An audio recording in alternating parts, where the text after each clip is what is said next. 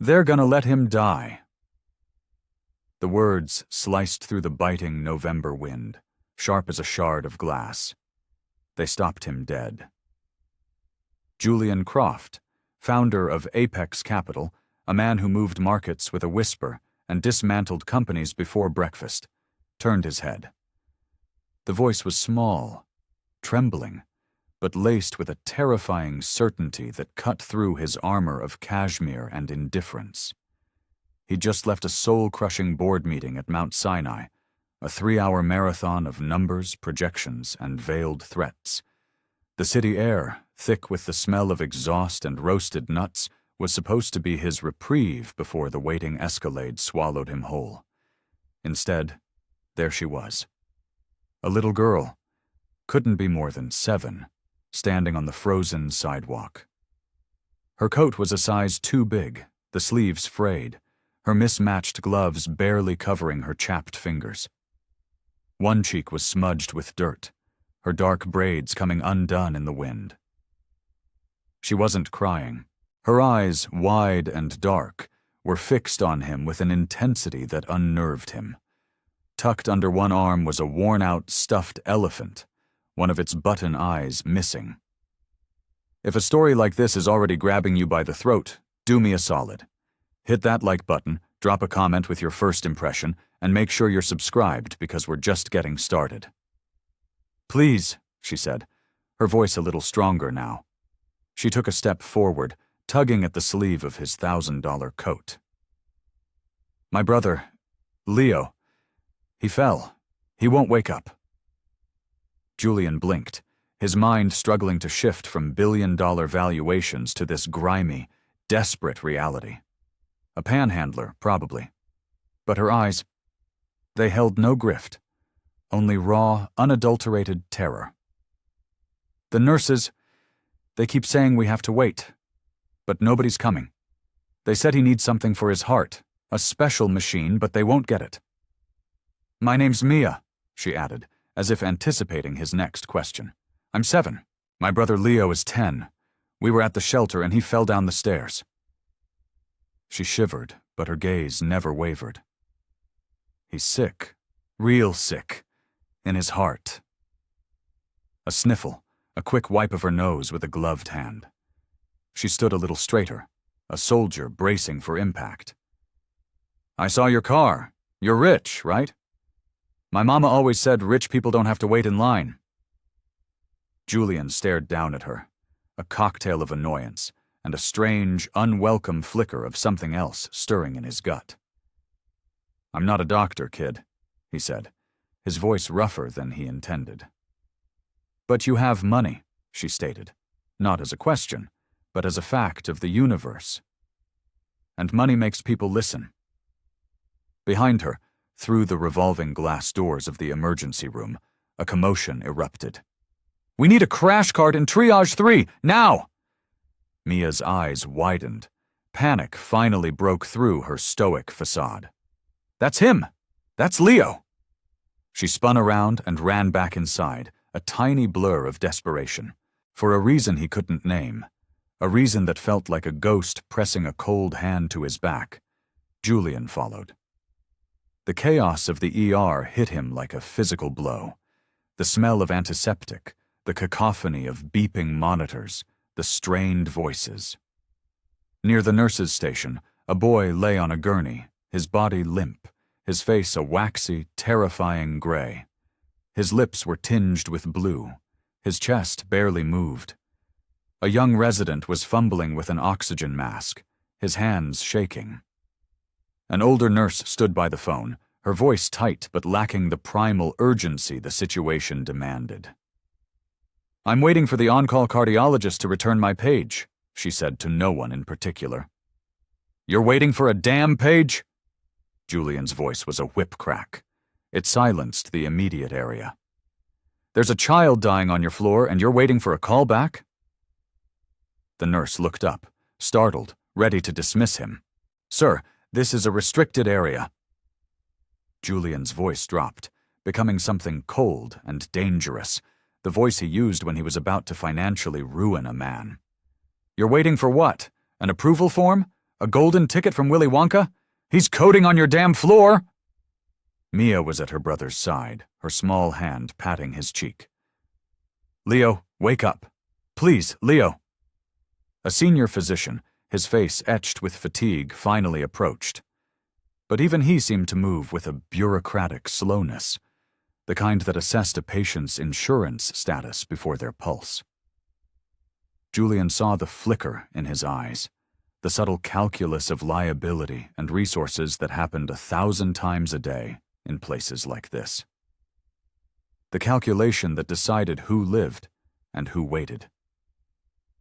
Get the pediatric crash team down here now, Julian snarled, his voice resonating with an authority that had nothing to do with medicine and everything to do with absolute power. Get him on an external bypass, or I swear to God, by the time the sun comes up, every member of this hospital's board will be named in a federal negligence lawsuit that will strip this place down to the studs. A hush fell. The air shifted. This wasn't the frantic plea of a worried parent. This was a command from a king in his court. Suddenly things moved. A team materialized. The gurney was in motion. Leo was surrounded, lifted, machines wheeled in. Oxygen hissed. A defibrillator was charged. But all the while, Mia held his hand, her lips moving in a silent, desperate mantra. She wasn't crying. She was fighting in the only way she knew how. Julian stood back, his fists clenched so tight his knuckles were white. The cold air from the automatic doors swirled around him, but he didn't feel it. He felt a different kind of cold. An old one, crawling up from a grave he'd dug 8 years ago. The nurse who had been on the phone finally recognized him. Her jaw dropped. Mr. Croft, Save it, he snapped, his eyes like chips of flint. You already said everything you needed to say by doing nothing. He turned to Mia, his voice softening just a fraction. Is there anyone else with you? She shook her head, her gaze still fixed on the hallway where Leo had disappeared. Just us. Miss Rosa at the shelter lets us stay, but she's old. She can't come all this way. No insurance? He asked, though the answer was written all over their threadbare lives. No, sir. Mia finally looked at him. They asked for a card.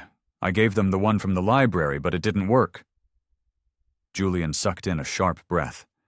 He felt it then, the ghost of his own daughter, Lily. Lost at 8 to the same damn disease, congenital heart failure.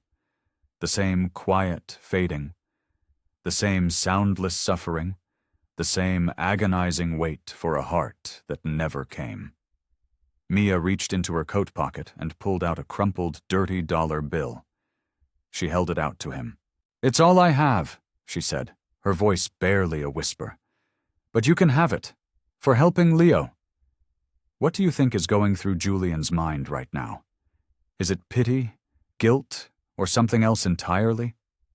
Let me know your thoughts in the comments.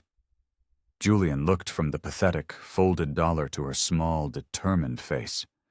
The lump in his throat felt like a stone. You keep it, he said, his voice hoarse. Buy him a soda when he wakes up. For the first time, a real smile touched Mia's lips. It was a tired, bruised thing, but it was genuine. I will. Julian didn't understand why his hands were trembling as he shoved them into his pockets, or why the sterile hospital air suddenly felt so hard to breathe. He only knew that something had irrevocably shifted. Not in the world, but inside him. And for the first time in nearly a decade, the man who could buy anything in the world realized he hadn't owned the one thing that mattered in a very, very long time. A reason to fight. The hallway outside the pediatric ICU was a sterile purgatory, smelling of bleach and quiet desperation. Julian sat on a hard plastic bench, his posture rigid, a stark contrast to the slumped shoulders of the other families waiting for news. He stared at the double doors that had swallowed Leo, each tick of the clock on the wall a hammer blow against his sanity. Minutes felt like hours. Mia sat beside him, her tiny legs swinging, not quite reaching the floor. She hadn't let go of the stuffed elephant, its one good eye staring blankly ahead.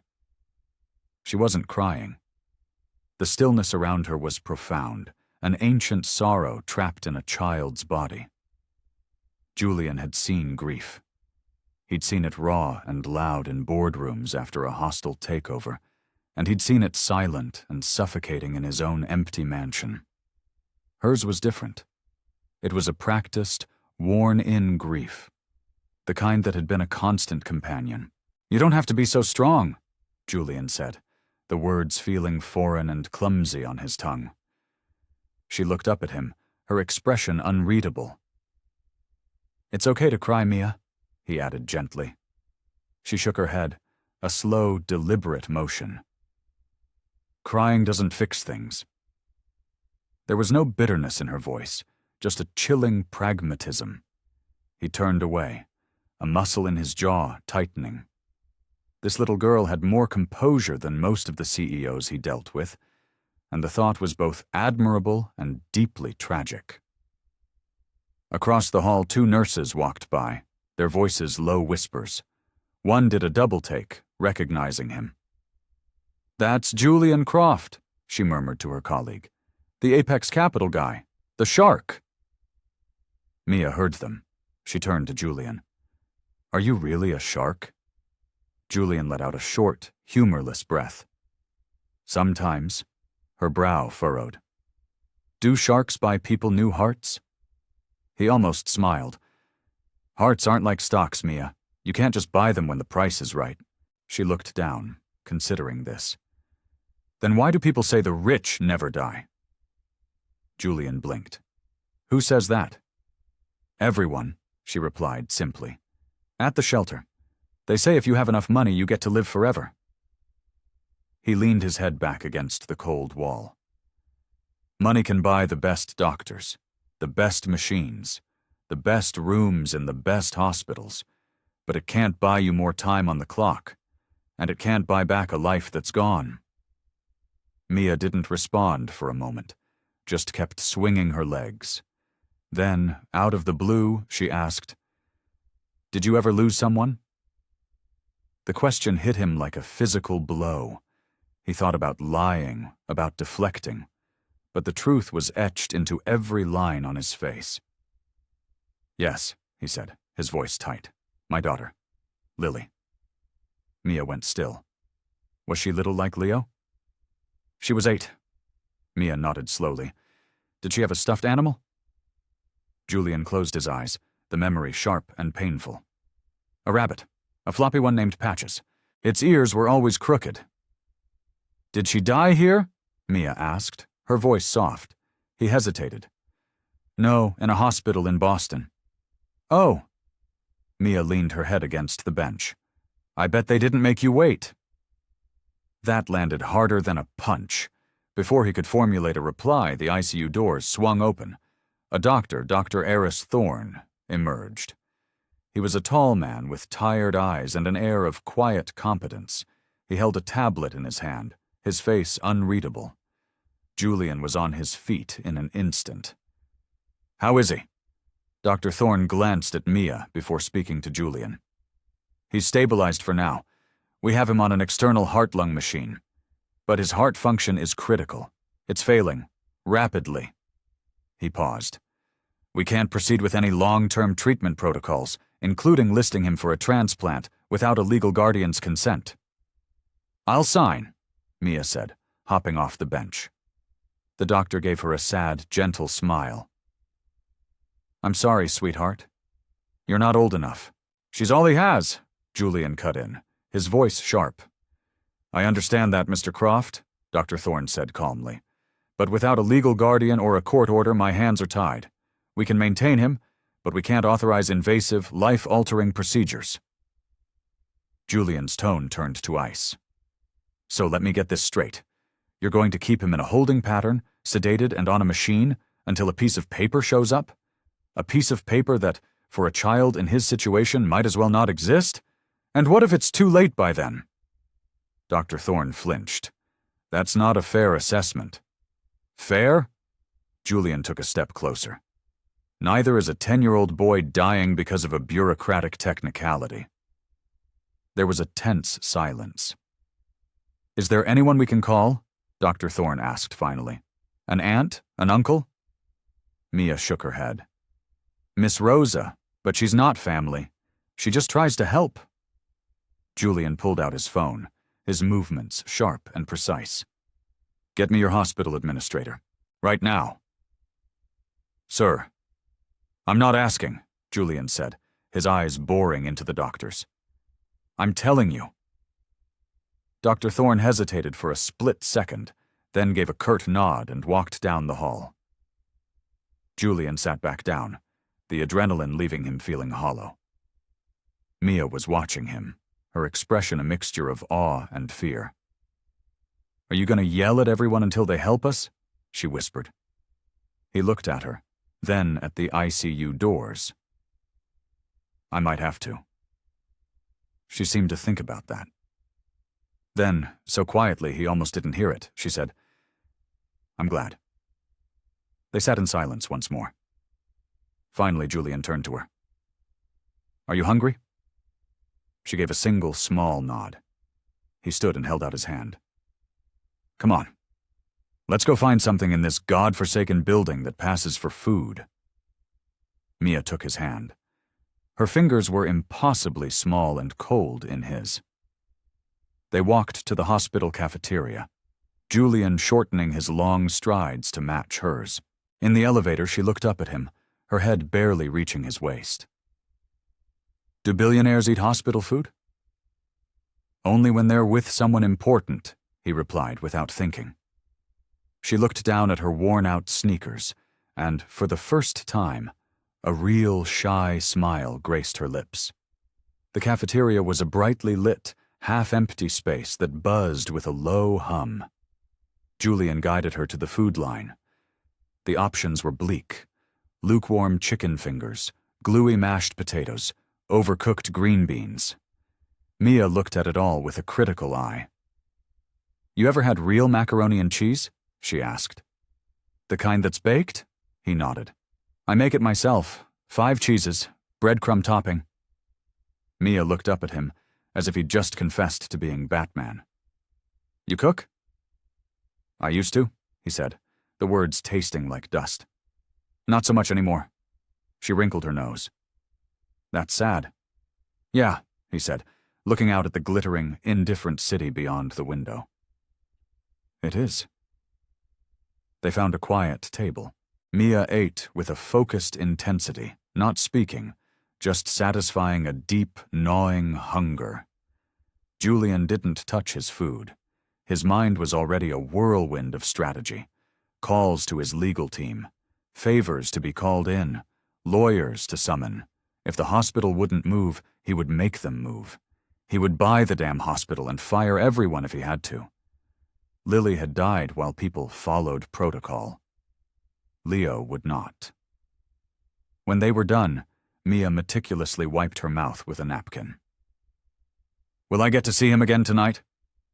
I'll make sure of it, Julian said.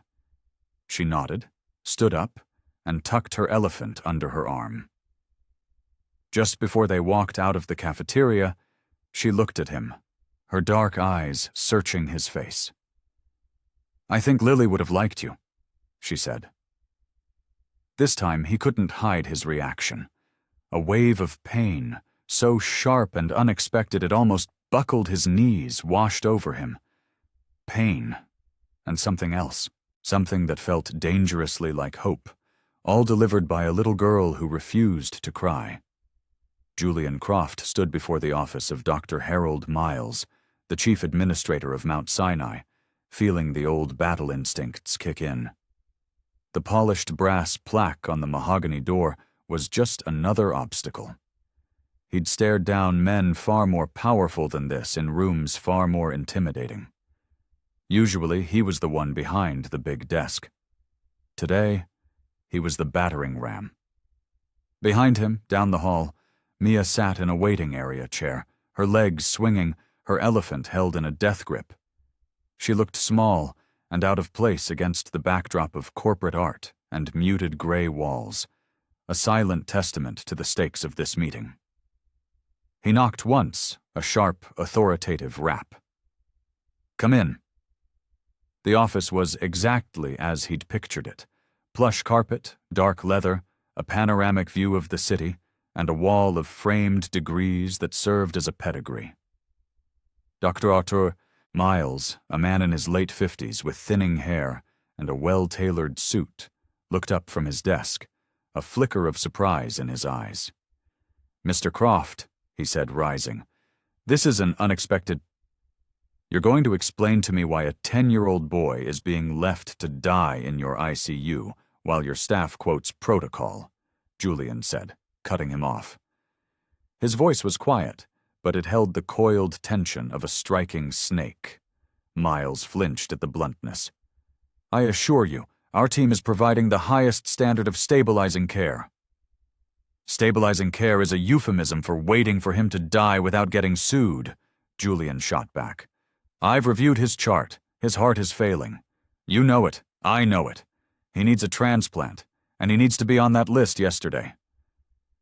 Miles clasped his hands on his desk, adopting a placating tone. "Mr. Croft, it's not that simple. There are liability issues. Without a legal guardian to provide consent for such a high-risk course of treatment..." "Then let's solve your liability problem," Julian said, stepping closer to the desk. "I will assume temporary emergency guardianship. My legal team is already drafting the paperwork.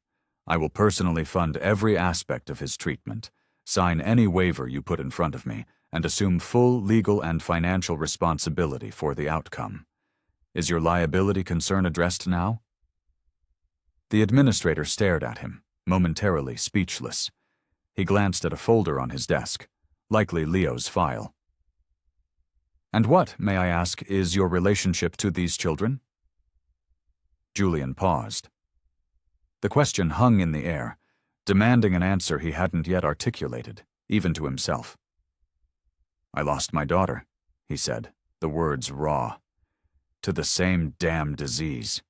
I know what happens when you wait for the system to work." Dr. Miles studied him, his expression shifting from defensive to something resembling understanding. He let out a long sigh. "I can authorize a 48-hour emergency medical proxy. It's not full guardianship, but it will give you the authority to consent to immediate, life-saving procedures." "It's a start," Julian said, turning to leave. "There's a social worker," Miles added. "Nancy Holbrook. She's already been assigned to their case. She'll be in touch." "Make sure she is," Julian said without looking back. Back in the hallway, Mia was right where he'd left her, but now her fingers were tapping a frantic, silent rhythm on the elephant's head. A nervous habit. "We can see Leo now," Julian said, "and we can tell the doctors to do everything it takes." Her face, which had been a mask of stoicism, crumpled for a split second with relief before she caught herself. "Is he awake?" "Even if he isn't." They walked back to the ICU. As they passed the nurse's station, a different nurse, a younger woman with kind eyes, gave Mia a small, sympathetic smile. "You're Leo's sister, right?" Mia nodded. "I put the elephant drawing you made on his monitor stand. It's the brightest thing in the whole unit." Mia's eyes lit up with a flicker of pride. "You did?" The nurse nodded. "He needs to know you're here." Inside the ICU room, Leo was a still life of medical technology. Machines beeped in a soft, steady chorus. A tube in his chest fluttered with each mechanically assisted breath.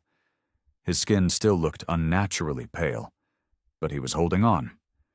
Mia climbed onto the visitor's chair, took his limp hand in both of hers, and began to whisper. Julian stood at the foot of the bed, feeling like an intruder on a sacred ritual. The bond between these two children was a tangible thing, a force field of love and shared history that even this sterile, terrifying room couldn't break. Suddenly, Mia looked up at him.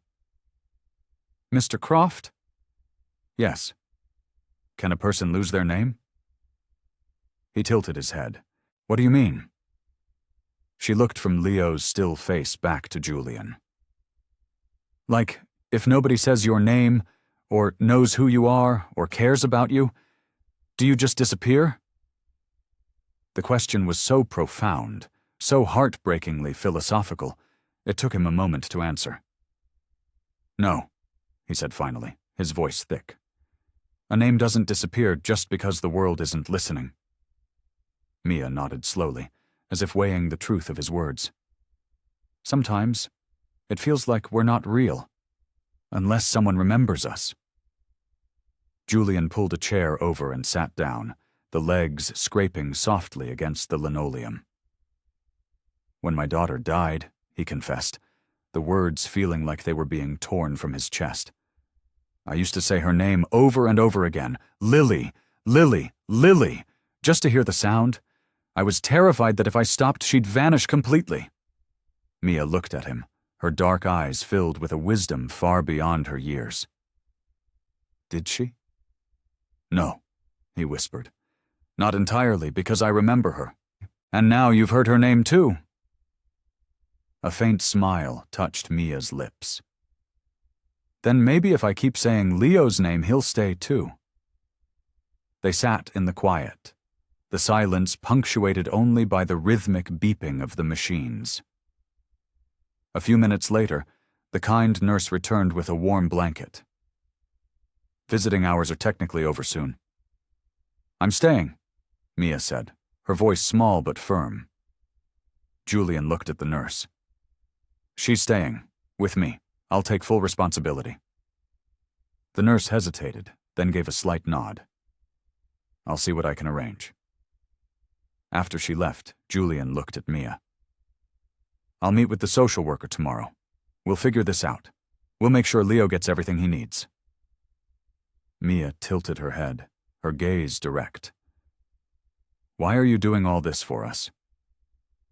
Julian looked at the small boy in the bed, looking so much like his own lost child, and then back at the fierce little girl beside him. Because someone should have done it for Lily, he said, and nobody did. Mia reached out and took his hand.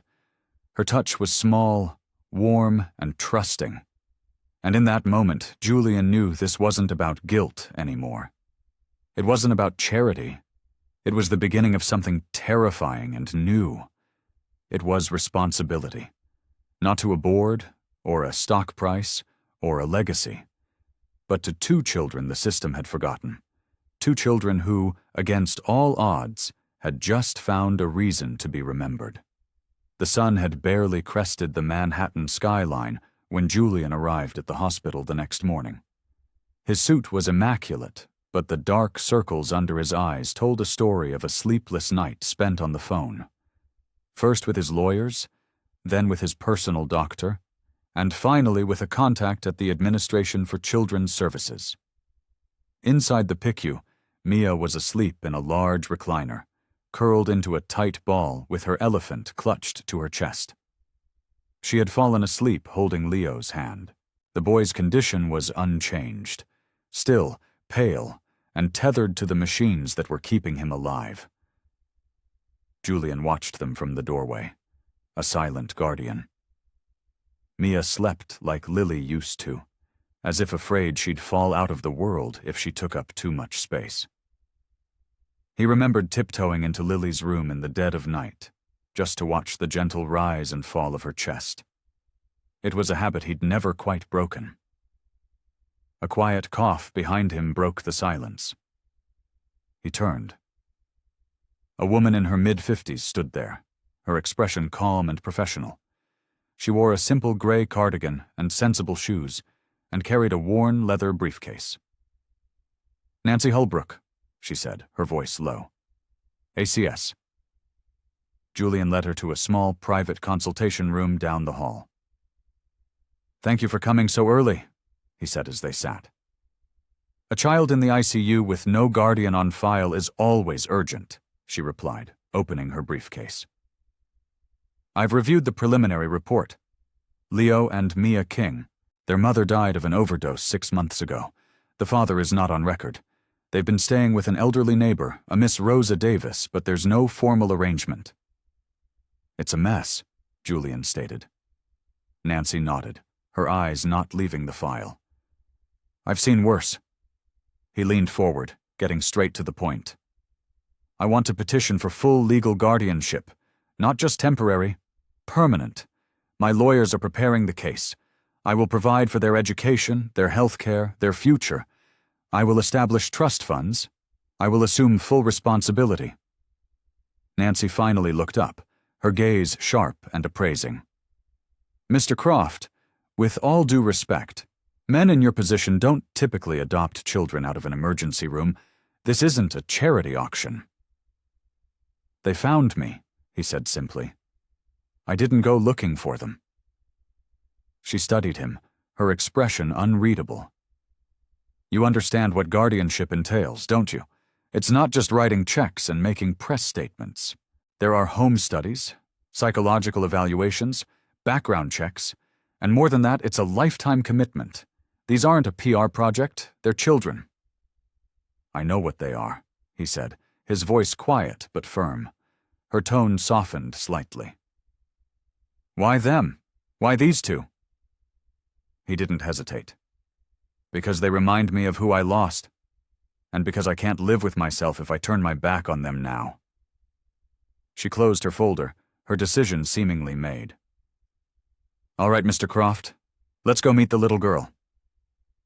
When they returned to the ICU room, Mia was just waking up, rubbing the sleep from her eyes. Mia, this is Miss Holbrook, Julian said gently. She's here to help us. Mia's eyes darted from Julian to Nancy, suspicion clouding her face. Are you from Child Services? Are you going to take us away? Nancy knelt beside her chair, her movements slow and non-threatening. No, sweetheart. My job is to make sure you and Leo are safe. It's my job to make sure you end up with someone who will take care of you properly. Mia looked at Julian. He helped us. He yelled at everyone. He stayed with me all night. Nancy smiled. He told me. He seems to be trying very hard. I think he might be okay, Mia conceded. Julian raised an eyebrow. Only might? A tiny grin flickered across her face. We'll see. Nancy stood up. I'll need to conduct a home visit this afternoon, Mr. Croft, to begin the placement paperwork. He nodded. You'll find my home quiet and clean, and far too big for one person. I'll have school records and medical histories requested by noon, she added, impressed but still cautious. I've wasted enough time in my life, he said. I don't intend to waste any more. Nancy then turned to Mia. How about you and I go down to the cafeteria for some real breakfast? I hear they have pancakes on Tuesdays. We can let Mr. Croft talk to the doctors. Mia looked to Julian for approval. Will you be here when I get back? Always, he promised. He watched them walk away, Mia's small hand disappearing into Nancy's. It didn't feel like a transaction or a legal maneuver anymore. It felt like the beginning of a promise. Alone with the medical team, the news was grim. Leo's heart was too damaged.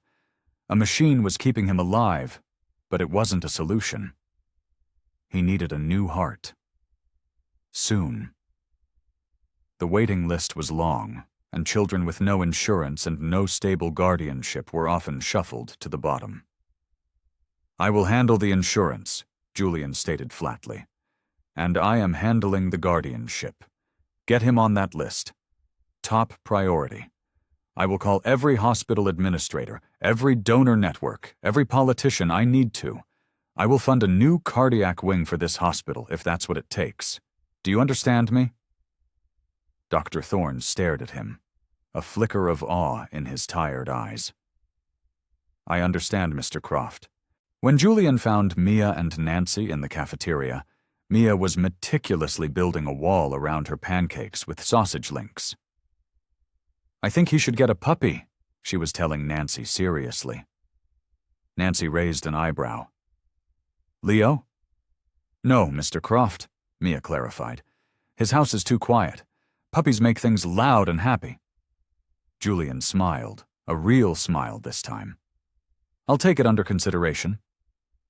Mia looked up, her expression serious again. Is Leo going to get a new heart? The question hung in the air, heavy and fragile. He knelt beside her chair. I don't know for sure yet, he said, giving her the honesty she deserved. But I am going to move heaven and earth to get him one. I promise you, neither of you are alone in this fight anymore. She nodded, her face grave. Good, because he's not very good at being alone. Nancy stood, glancing at her watch. I'll see you at your penthouse at 4 o'clock, Mr. Croft. I'll be there. As they left the hospital, Julian paused in the main lobby, the same spot where Mia had first approached him. It felt like a lifetime ago. For the first time in 8 years, he felt a flicker of something he thought had died with Lily. Not happiness, not yet, but purpose. He didn't know where this path was leading, but he knew it started here. With a little girl who refused to cry, a little boy who needed a heart, and a man who was finally remembering he had one of his own. Julian had never been nervous entering his own home. Until today. The private elevator ascended 60 floors in unnerving silence, opening directly into the foyer of his penthouse. The space was a monument to minimalist wealth. All glass, steel, and Italian marble, with panoramic views of Central Park. It was less a home and more a gallery, curated and cold. As he and Mia stepped out, she stopped, her head tilted back, her eyes wide. Is this a house or the sky? She whispered. It's just a house, Julian said. Too much glass, not enough life. She didn't reply, just clutched his hand a little tighter as her sneakers squeaked on the polished floor. His assistant, Mara, a woman whose efficiency was legendary and whose expression rarely changed, was waiting for them. Mr. Croft, she greeted, her voice even. Miss Holbrook from ACS arrived 10 minutes ago. She's in the sunroom. It's okay, Julian said quietly to Mia. She just needs to make sure it's a safe place for you to stay. They walked through the vast, silent living room, past abstract paintings and sculptures he'd bought but never truly seen, and into the one room that had any warmth. The sunroom.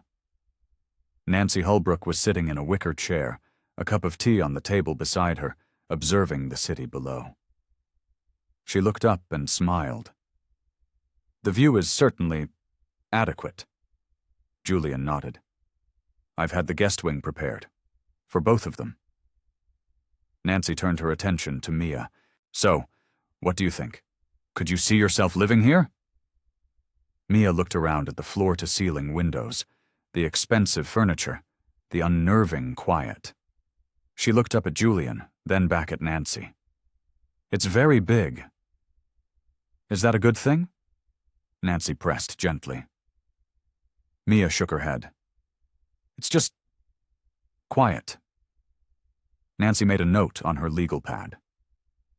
After a tour of the pristine guest rooms, which Mara had hastily filled with age-appropriate books and a new stuffed elephant to keep the old one company, they gathered in Julian's study. The room was his sanctuary. Dark wood, leather-bound books he'd never read, and a fireplace that was purely for show. I have the preliminary paperwork, Nancy said, opening her briefcase. Petition for temporary guardianship, with intent to file for permanent adoption. The term is 60 days, pending a full background check and judicial review. Julian took the pen she offered. His signature, usually a weapon in corporate warfare, felt different this time. It felt like a promise. As he signed, Mia, who had been watching him intently, asked a question so soft it was almost lost in the room. Does this mean you're our dad now?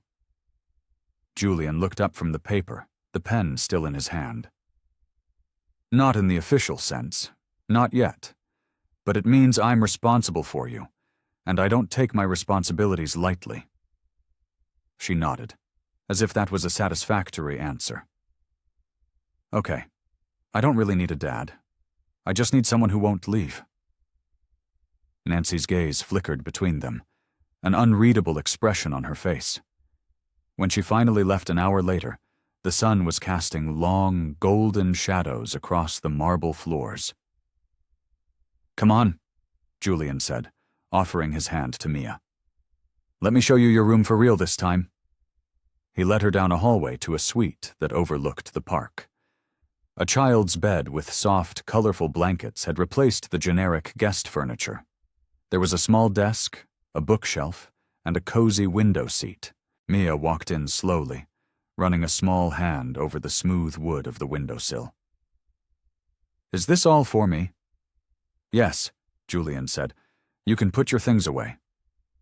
"I don't have things," she said, her voice flat. "Just elephant." She held up the stuffed animal. He nodded, a pang hitting his chest. "Then we'll get you some things, but only the ones you choose." She sat on the edge of the bed, her feet dangling. "It smells like lemons in here." "That would be Mara," he said. "She wages a one-woman war against dust." Mia giggled, a small, surprising sound. Then she grew quiet. "Is it okay if I don't want to sleep by myself?" Julian hesitated. "You want me to stay?" "No," she said quickly. Can you leave the door open? Just in case Leo calls for me."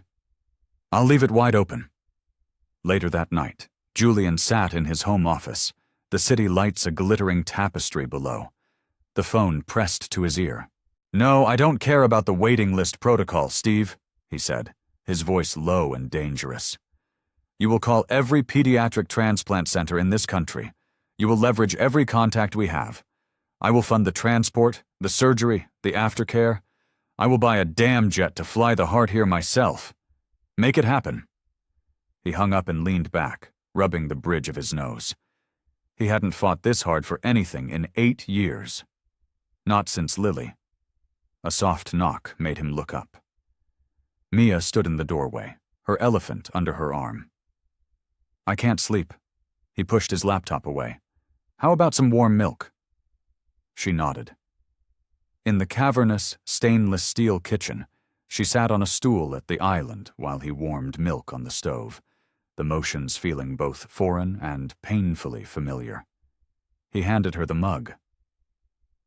"Did your daughter like warm milk?" Mia asked. "She did," he said, his voice a little rough. "With a drop of honey." "This has honey in it," she said after a sip. "You remembered." He smiled, a sad, gentle thing. "I try to." She looked up at him, her eyes serious. "I think maybe you were supposed to find us." "Why do you say that?" "Because," she said, taking another sip, "nobody else was looking." Later, after he'd tucked her back in bed, promising for the 3rd time that the door would stay open, Julian stood in the silent hallway. The quiet of the penthouse no longer felt like peace. It felt like a vacuum. It was still new, still fragile, but something fundamental had shifted. The man who built empires of numbers and code now found himself the sole guardian of something far more precious. 2 children who had every reason to be invisible, but who, against all odds, had just become the center of his entire world. The next few weeks were a blur of calculated warfare. Julian, accustomed to the battlegrounds of Wall Street, now found himself navigating the labyrinthine world of child protective services and pediatric medicine. His days were a split-screen reality. On one side, he was on conference calls, moving millions of dollars with terse commands. On the other, he was on the phone with Nancy Holbrook, discussing therapy options and school enrollment for Mia. He converted a section of the guest wing into a comfortable suite for a full-time pediatric nurse to stay once Leo was discharged. He had Mara stock the kitchen with juice boxes and dinosaur-shaped chicken nuggets, items so foreign to his penthouse they felt like artifacts from another planet. Mia, meanwhile, was a quiet observer of his world. She would sit in his study while he worked, not speaking, just drawing in a notebook he'd given her. She drew pictures of her and Leo, of their elephant, and, surprisingly often, of a tall, dark-haired man with sad eyes who always stood protectively behind them. One afternoon, as they were driving to the hospital for their daily visit, she asked, "Why don't you have any pictures of Lily out?" His hands tightened on the steering wheel. The few photos he had were in a box in his closet, a painful archive he hadn't opened in years. "It used to hurt too much to look at them," he admitted. She was silent for a moment. "I think you should put them up." He glanced at her in the rearview mirror. "Why?" "Because you told me people only disappear if no one remembers them," she said simply. His chest ached. That night he opened the box. The scent of old paper and lost time filled the room. Inside were school photos, a finger painting of a lopsided sun, a ballet slipper, and a birthday card with the words, "To the best, Daddy," written in wobbly crayon. He sat on the floor of his silent bedroom, with Mia sitting quietly beside him, and for the first time in 8 years, he told someone about his daughter. He told Mia how Lily loved the color purple, how she hummed when she ate cereal, how she believed squirrels were messengers from a secret kingdom. They chose a photo together. Lily at 7, a year younger than she was when she died, with a gap-toothed grin and mischief in her eyes. They placed it on the mantel in the living room. "She's pretty," Mia said. "You have the same eyes." "Other way around," Julian replied, a ghost of a smile on his face. The call came on a rainy Thursday morning. It was Dr. Thorne. "Julian," he said, forgoing the formal title, "we have a potential match." Julian's world stopped. "What? Where?" "A hospital in Atlanta. A child was declared brain dead after an accident. The family consented to donation. The blood type and tissue markers are a near-perfect match for Leo. It's a long shot, and the logistics are a nightmare, but it's a shot." "What do you need?" Julian asked, his voice shaking slightly. "A jet, a surgical team on standby, and a miracle." "You'll have the jet in an hour," Julian said, already dialing Mara with his other hand. "You handle the surgical team. I'll handle the miracle." The next few hours were the most intense of Julian's life. He coordinated with air traffic control, the Atlanta hospital, and Dr. Thorne's team. He felt the old, familiar rush of a high-stakes deal, but this time, the commodity wasn't a company. It was a child's heart. As the transport team was in the air, he sat with Mia in the hospital waiting room. "They found a heart for Leo," he told her gently. She didn't cheer. She just clutched her elephant and nodded, her eyes wide and solemn. "Is he going to be okay?" "They're going to do everything they can," he said. The surgery lasted 7 hours. 7 hours of Julian pacing the waiting room, 7 hours of Mia sitting perfectly still, her gaze fixed on the doors. Nancy Holbrook showed up and sat with them, a quiet, reassuring presence. At 3:14 a.m., Dr. Thorne appeared. He had his surgical mask pulled down, and his face was etched with an exhaustion so profound it seemed to have settled in his bones, but his eyes were bright. "The transplant was a success," he said, his voice thick with emotion. "The new heart is beating. He's in recovery. He's stable." Julian sagged against the wall, a wave of relief so powerful it left him weak. He looked at Mia. For the first time since he'd met her, tears were streaming down her face. Not loud, messy sobs, but silent, steady tears. She didn't wipe them away. She just let them fall. He knelt in front of her and pulled her into a hug. She buried her face in his shoulder and held on, her small body trembling. In the sterile silence of the hospital hallway, Julian Croft held his daughter and cried with her. A week later, Leo opened his eyes. Mia was there, holding his hand. "Hey," she whispered. He looked at her, then around the room, confused. "Bear?" he murmured. his voice raspy. She pressed the stuffed elephant into his hand. Julian stood in the doorway, watching. He didn't enter. This moment wasn't his. It belonged to them. But as he watched Mia chatter away to her brother, telling him all about the big house in the sky and the man who cooked 5-cheese macaroni, he knew something with absolute certainty. This was his family. Messy, broken, and forged in crisis, but his.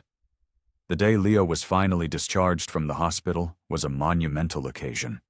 He was still weak, still pale, but he walked out of those automatic doors on his own 2 feet, one hand holding Mia's, the other holding Julian's. The quiet of the penthouse was shattered by the happy, hesitant sounds of a child rediscovering home. Life settled into a new, fragile rhythm. There were doctor's appointments, medication schedules, and tutoring sessions. There was also laughter. Mia teaching Leo how to play a video game on Julian's massive television. Leo, in turn, teaching Julian the proper way to build a pillow fort in the living room. One evening, Julian was in the kitchen, attempting to replicate a recipe for dinosaur-shaped pancakes he'd found online, when his phone buzzed. It was a news alert. He glanced at it, and his blood ran cold. The headline read, "The Miracle on Fifth Avenue. Billionaire Julian Croft adopts sick orphans in heartwarming tale." The story was everywhere. A nurse, eager for her 15 minutes of fame, had sold the details to a tabloid. It painted him as a saint, a savior. It was exactly the kind of attention he had fought to avoid. The next morning, the doorbell rang. It was Nancy Holbrook, and she did not look happy. "We have a problem," she said, holding up a legal document. A big one. A woman named Charlene Parks, their mother's estranged sister, had seen the news story. After years of silence and refusing to be involved in the children's lives, she had filed a petition with the family court. She was challenging Julian's guardianship. She wanted custody of the children. "On what grounds?" Julian demanded, his voice tight with fury. "Blood," Nancy said, her expression grim. "She's arguing that family should be with family, and she's implying that you, a single billionaire with a tragic past, are an unstable and potentially manipulative guardian." The battle for Leo's heart was over. The war for his family had just begun. And Julian knew this fight would be dirtier and far more vicious than any he had ever waged before. But looking at Mia and Leo, who were in the living room building a tower of blocks, he knew one thing. He would not lose. He would burn the world down first.